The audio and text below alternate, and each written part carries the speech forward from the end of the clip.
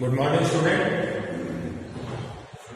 हमारा टॉपिक चल रहा है पर्यावरणीय प्रदूषण और उसमें जो टॉपिक चल रहा है हमारा वो है जल प्रदूषण। कल मैंने इस पे थोड़ा सा व्याख्यान किया था और जल प्रदूषण क्या होता है, किस तरीके से जल प्रदूषण के कौन कौन से कारण होते हैं, कौन कौन से स्रोत होते हैं जिनके कारण जल में प्रदूषण होता है, यानी जल के जो वांछनीय गुण होते हैं उन गुणों में कमी आ जाती है, किन कारणों से कमी आती है। इन सब बातों के बारे में हमने कल के हमारे जो लेक्चर था उसके अंदर जानकारी प्राप्त की, ठीक है, उसका अध्ययन किया। आज हम जल प्रदूषण के उन्हीं के संदर्भ में अध्ययन और कर रहे हैं। एक यूएनओ की रिपोर्ट है, यूएनओ की रिपोर्ट।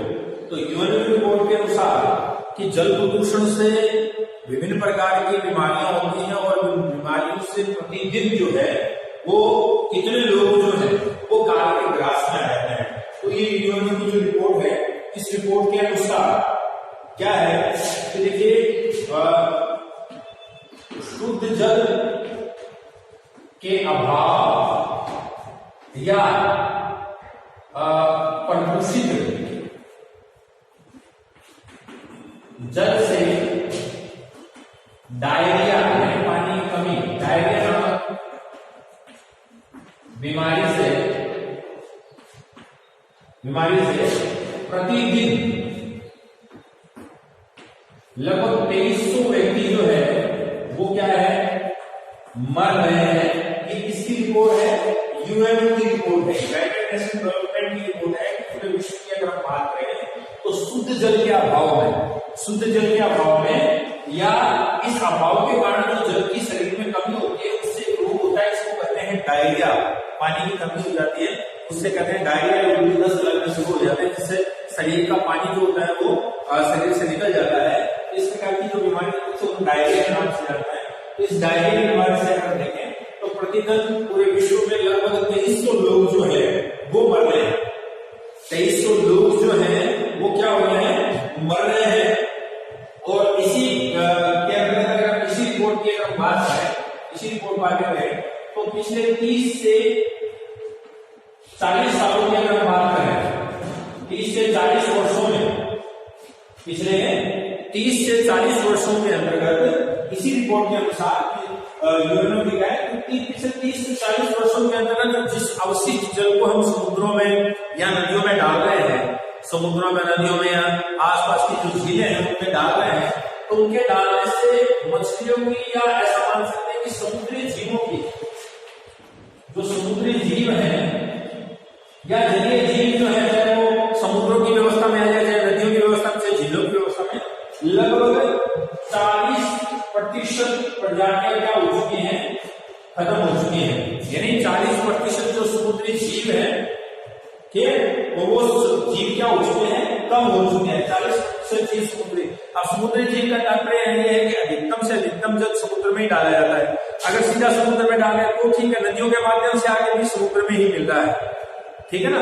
इसलिए समुद्री जीवों पर इनका प्रभाव क्या पड़ता है ज्यादा, या समुद्री जीव का तात्पर्य मछली से, केकड़े से या समुद्र में पाए जाने वाले अन्य जीवों से, ठीक है ना। तो लगभग पिछले 30 से 40 वर्षों के अंतर्गत जो औद्योगिक विकास हुआ है, जो नगरीय विकास हुआ है, उन विकास के कारण जो अवशिष्ट जल है जिनको इन जलीय स्रोतों में डालने से उन अवशिष्ट पदार्थों में जो विषैले तत्व मिले हुए हैं, उनके कारण इन जीवों की क्या हो चुकी है, मृत्यु हो चुकी है। और उसमें लगभग 40% तक जीव जो समुद्र के जीव हैं उनकी 40% तक की क्या आ गई है, कमी आ गई है।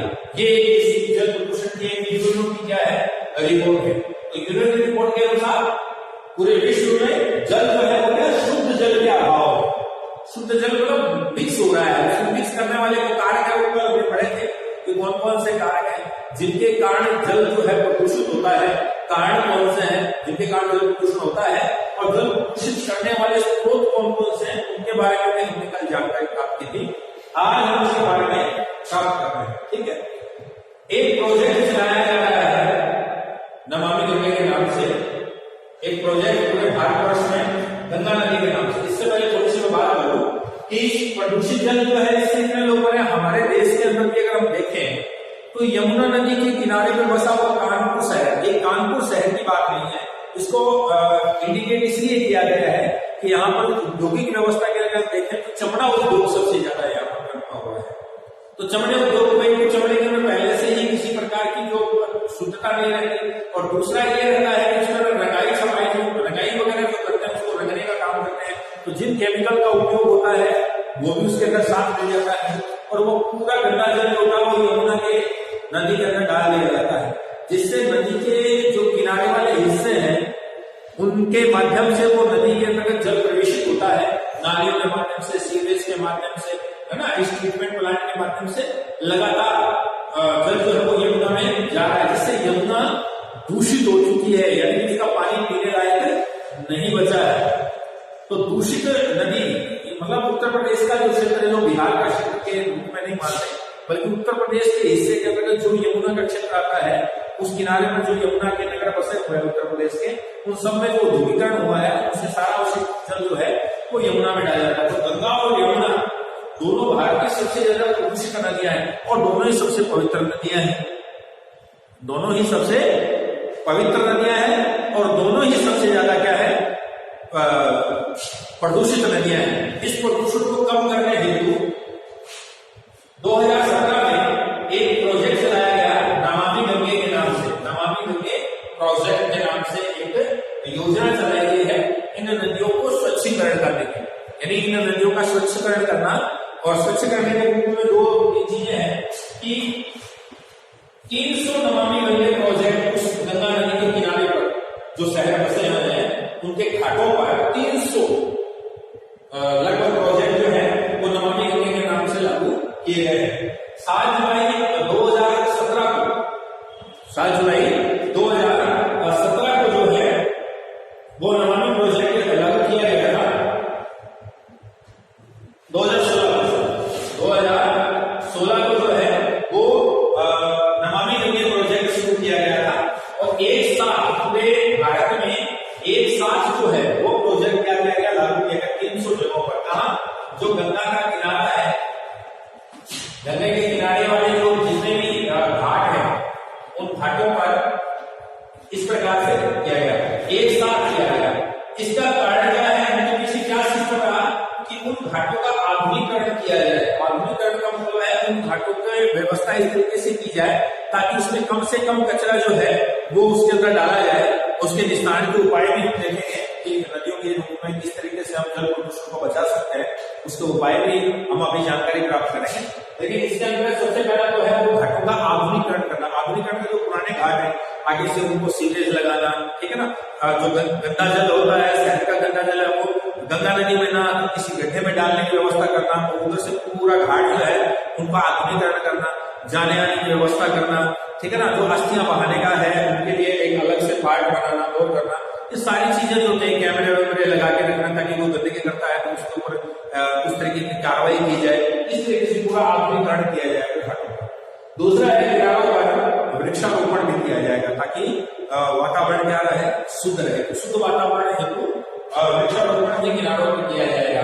ये दो तरफे जो है इसका तो सीधा संबंध है नदी के अंदर बाढ़ आने से उसको बचाए रखना, नदी के किनारों को मजबूत रखना, नदी के किनारों का वातावरण स्वच्छ रखना, तो इसलिए वृक्षारोपण किया जा रहा है।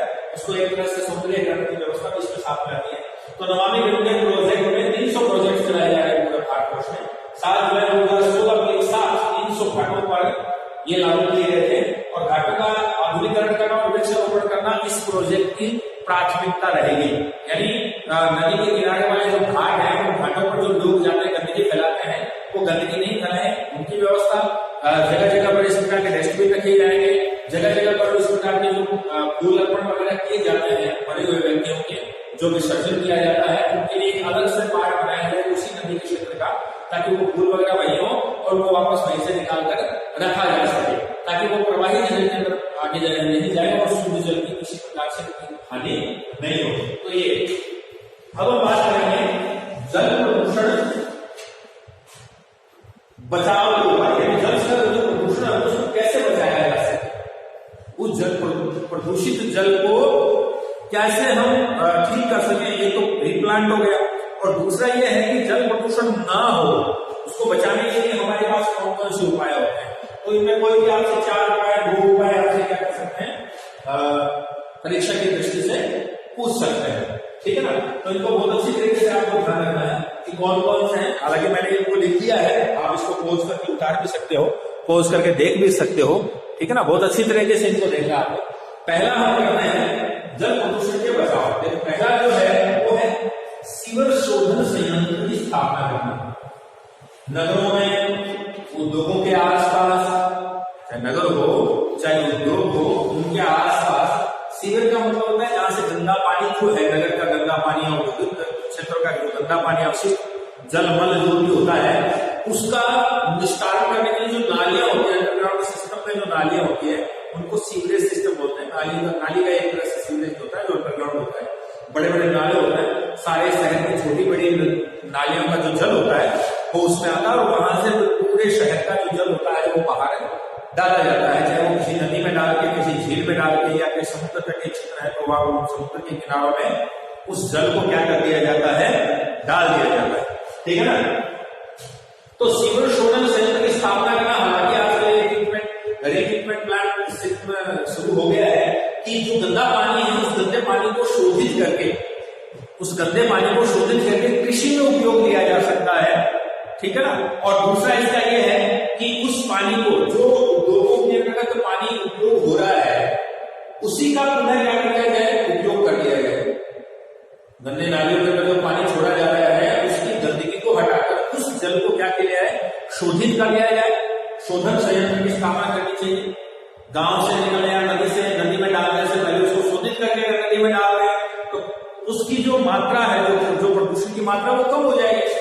और अन्यथा उसी जल को कृषि कार्य में अंतर्गत लिया जा सकता है, या मान लो किसी और चीज के रूप में आपके जो उद्योगों के अंदर मशीनें वगैरह को साफ करने के लिए जिस जल का उपयोग, तो शुद्ध जल का उपयोग मशीनों को धोने के लिए, मशीनों को ठंडा करने के लिए, लोहे को ठंडा करने के लिए शुद्ध जल की आवश्यकता पड़ती है, जल की आवश्यकता पड़ती है, ठंडे जल की।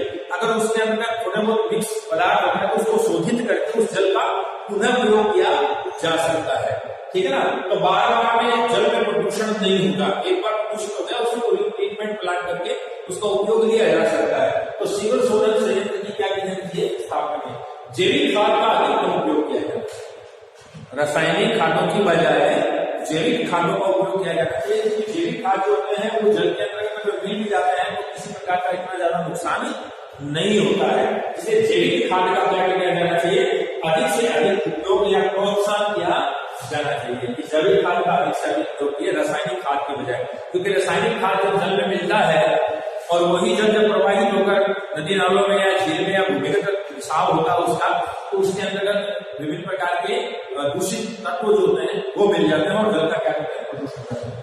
औद्योगिक अवशिष्ट है उसके जल का पुनः उपयोग करना। औद्योगिक अवशिष्ट जल के पुनः उपयोग का तात्पर्य ये है कि उद्योगों में मान लो मशीन को साफ करने के लिए या कोई कपड़े को रखने के लिए या मशीनों को धोने के लिए, है ना, इस प्रकार से जो जल का उपयोग करते हैं उसको सीवरेज से बाहर निकल दिया।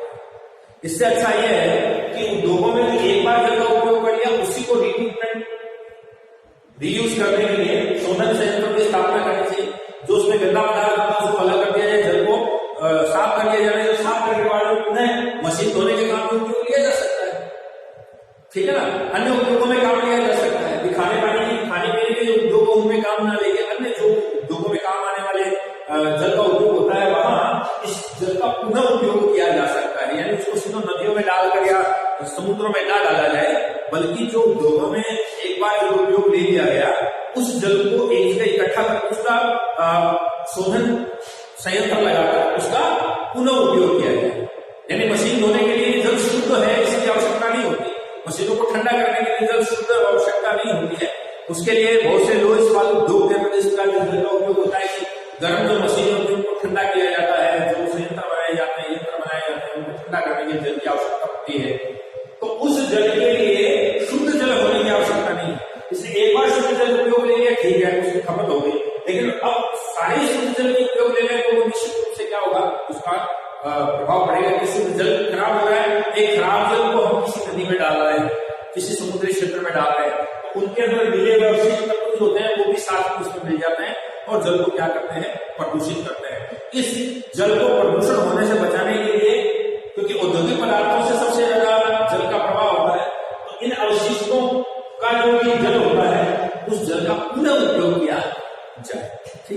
उससे बचाया। नदी में विसर्जन पर लोग मरे हुए व्यक्तियों की बात करें तो हमारी गंगा और यमुना नदी इसमें प्रदूषण होने के पीछे ये कारण भी चलता है कि वो हमारी धार्मिक आस्था से जुड़ी हुई है।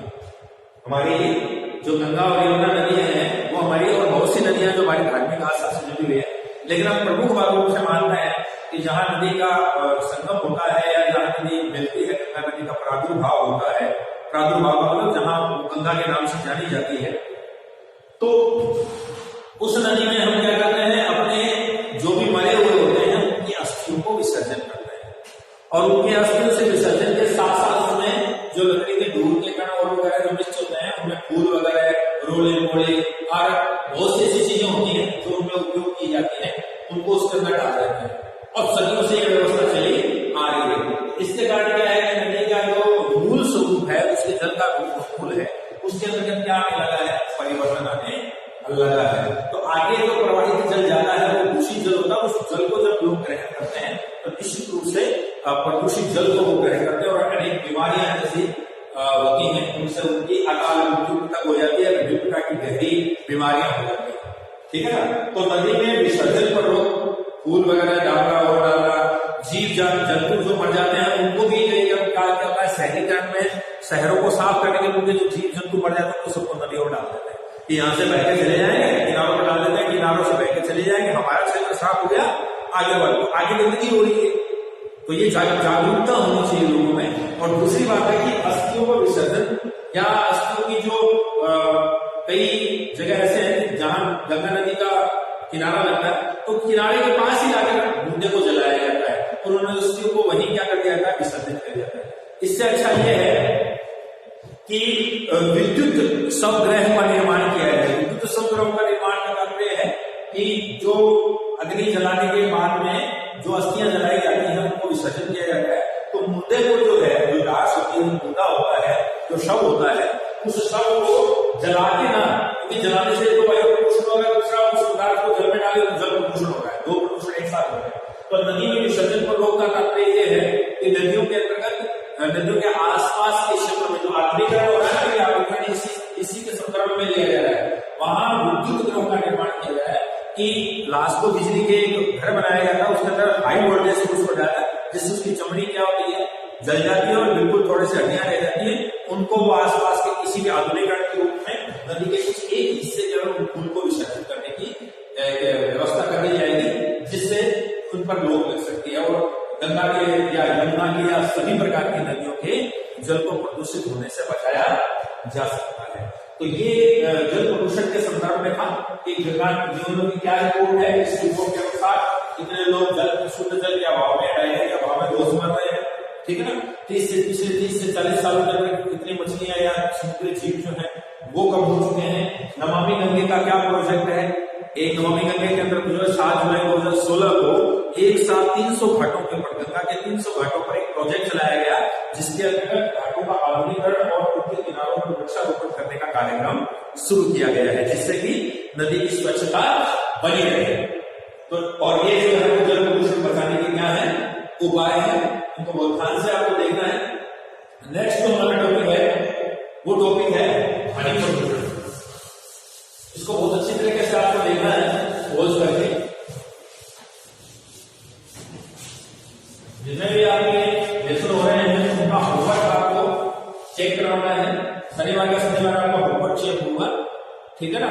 तो उसको भी आप ध्यान में रखें और जो टॉपिक्स आपके हो चुके हैं उनके होमवर्क करके शनिवार को आप चेक करवाने के लिए आ सकते हैं। ठीक है। अब हमारा जो है वो है ध्वनि प्रदूषण।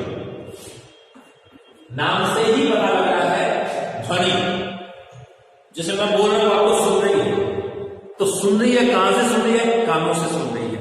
तो कानों में हमारे कानों के अंदर बाहर से कोई भी जब शब्द हमें सुनाई देता है उसे हम क्या करते हैं, ध्वनि करते हैं। कोई संगीत हमें सुनाई देता है वो ध्वनि के माध्यम से सुनाई देता है। ठीक है ना। जो भी हम जो चीज हम सुनते हैं उसको हम क्या करते हैं, हमारी ध्वनि करते हैं। और ये कानों के माध्यम से सुने जाने वाले व्यवस्था के अंतर्गत आती है। और दूसरी बात यह है कि इसका मानव के शरीर पर और मानव के मानसिक स्वरूप पर, यानी बाह्य शरीर की व्यवस्था का रूप भी हम इसमें देखते हैं और आंतरिक स्वरूप के रूप में भी इसको देखते हैं, यानी मानसिक और शारीरिक दोनों रूपों में इसका अगर प्रदूषण हो जाता है तो इसका प्रभाव देखने को मिलता है। बात वही आ गई, ध्वनि प्रदूषण का तात्पर्य हुआ कि ऐसी ध्वनि जो हमारे कानों को सुनने में असहनीयता प्रदान करे, जिसको हम सुनने में चिड़चिड़ापन महसूस करें, जिसको सुनने से बहुत तेज आवाज में कान को बंद कर देते हैं, हम सहन नहीं कर सके, ऐसी आवाज जब होती है तो जब हमारे सुनने की क्षमता से अधिक आवाज जब हमारे को सुनाई देती है और वो हमारे को अच्छी नहीं लगती है, तो उस व्यवस्था में उस ध्वनि को, वो ध्वनि जो है उसके जो गुण होते हैं, मूल गुण जो होते हैं वो समाप्त हो जाते हैं और समाप्त होने के कारण उसको हम किस रूप में देखते हैं, ध्वनि प्रदूषण के रूप में देखते हैं। बात समझ में आ गया आपको? प्रदूषण का मतलब है जो उसकी सामान्य गुण है, जैसे सामान्य मैं बोल रहा हूं आपको सुनना है, ठीक है ना, और वहीं एक जेट विमान आ जाए आपके पास तुरंत आपको, कि वो कान आप सहन नहीं कर सकते, तो जिस ध्वनि को हम सहन नहीं कर सकते अगर वो ध्वनि हो रही है तो इसका मतलब फिर क्या हो रहा है, ध्वनि प्रदूषण हो रहा है। अब ध्वनि प्रदूषण के संदर्भ में हम जानकारी प्राप्त करते हैं, बात करते हैं हम ध्वनि प्रदूषण की। तो ध्वनि प्रदूषण में आप देखिए ध्वनि प्रदूषण किसे कहते हैं। हालांकि वैसे तो अभी मैंने बात की थी कि ध्वनि प्रदूषण जो हमारे कानों को असहनीय है, कोई ऐसी आवाज हमारे सुनने में आए जिसको हम सहन नहीं कर सके या वो उससे हमारे को अच्छा नहीं लगे, तो वो ध्वनि प्रदूषण है। ठीक है, देखिए जब ध्वनि की तीव्रता का मतलब बहुत तेजी से जब बजे, आवाज बजे, बहुत तेजी से जो सुनाई दे, वो कहलाती है इसकी तीव्रता। आवृत्ति का मतलब बार बार सुनाई दे, बार बार हमें वो आवाज सुनाई दे, और उस बार बार आवाज सुनाई देने की स्थिति को हम क्या कह देते हैं, अधिक हो जाए, तो हमारे कर्णप्रिय स्तर से अधिक हो।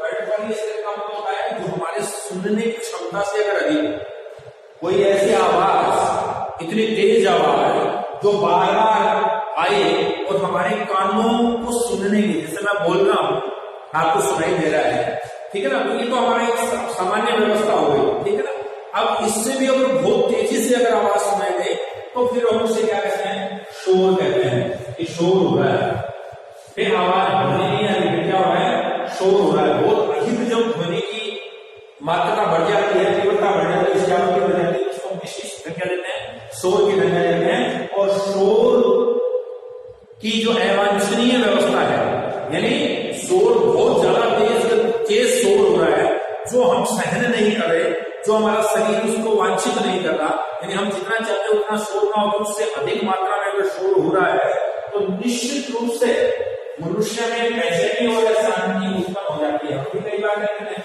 चिड़चिड़ा पड़ जाए, और बहुत तेज आवाज कर रखी है, ऐसे कहते हैं ना, बहुत तेज आवाज आ रही है, बड़े जेट विमान गया है, अरे आवाज आ जाती है, ऐसी स्थिति में फिर आदमी क्या लगातार करती रहता है, और लगातार व्यवस्था में ये दोनों चीजें चले, बहुत तेज नहीं चले और बार बार वो अगर सुनाई दे, तो उससे मानव में बेचैनी और अशांति उत्पन्न हो जाती है।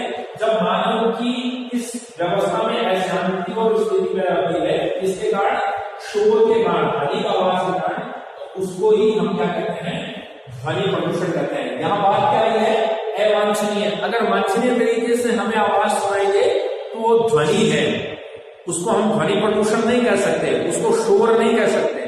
लेकिन अगर उसकी तीव्रता और उसकी आवृत्ति यानी बहुत तेज गति से तेज आवाज आ रही है और लगातार हमें वो तेज आवाज सुनाई दे रही है, आवृत्ति का मतलब लगातार अगर वो तेज आवाज सुनाई दे रही है, तो फिर वो किस में बदल जाता है, ध्वनि जो होती है वो शोर में बदल जाती है। और शोर की जो अवांछनीय व्यवस्था है, ऐसा शोर हमें नहीं चाहिए जो हमारे कानों को सहन नहीं कर सकते, ऐसी ध्वनि हम नहीं